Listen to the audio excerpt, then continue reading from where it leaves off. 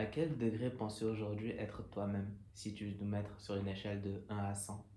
Je pense que je suis moi-même à 75%.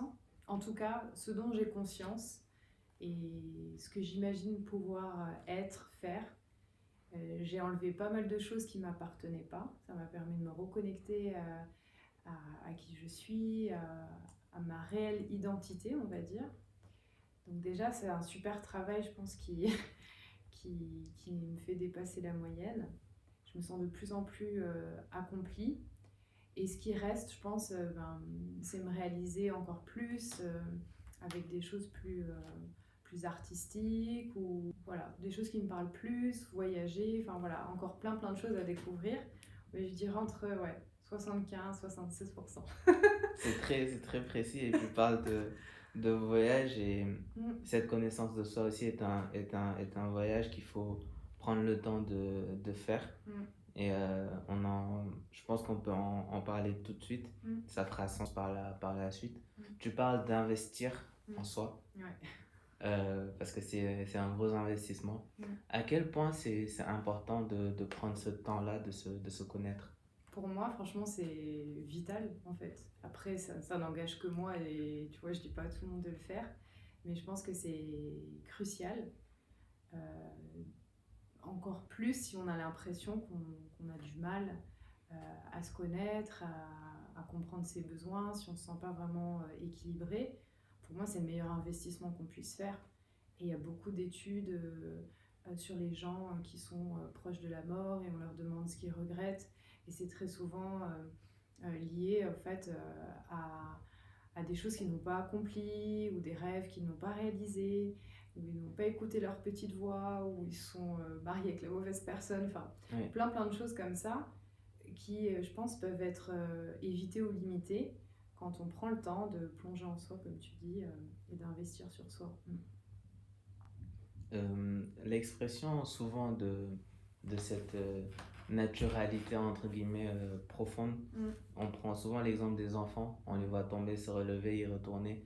Ce détachement-là envers des constrictions que, au final, la société nous impose au fur et à mesure de notre vie. Je dis ça, mais pour te poser cette question suivante, qu'est-ce qui te reste à toi de ton âme d'enfant? Mm. Honnêtement, c'est une question hyper difficile pour moi parce que contrairement à beaucoup de personnes, j'ai pas ces souvenirs-là de mon enfance. Je me suis jamais sentie insouciante. Je me suis sentie adulte très vite.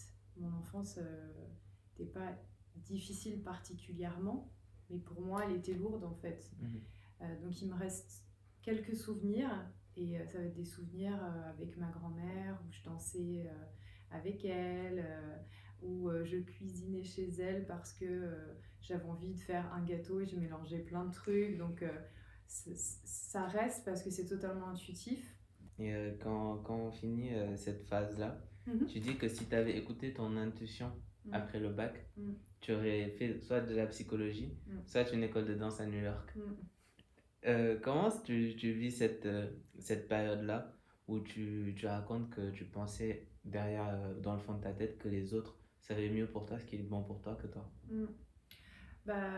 Pour moi, c'était limite acquis ou une vérité que les autres savaient mieux que moi, en fait. Et donc, même si j'avais cette petite intuition, je m'en souviens très bien de faire, comme tu disais, une fac de psycho ou une prépa littéraire ou une formation de danse. Je me suis tout de suite moi-même limitée en me disant il n'y a pas de débouché ou c'est trop cher ou enfin voilà.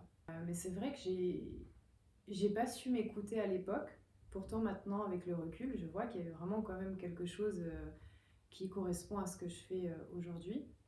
J'ai pas forcément de regrets parce que je pense que j'avais dû certainement devoir passer par toutes ces étapes pour acquérir peut-être, tu vois, une sécurité intérieure, une organisation, plein de choses que Oui, ces études m'ont apporté.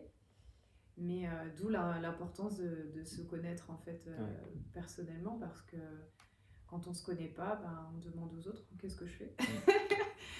Mm. Et à l'époque, c'était qui les autres?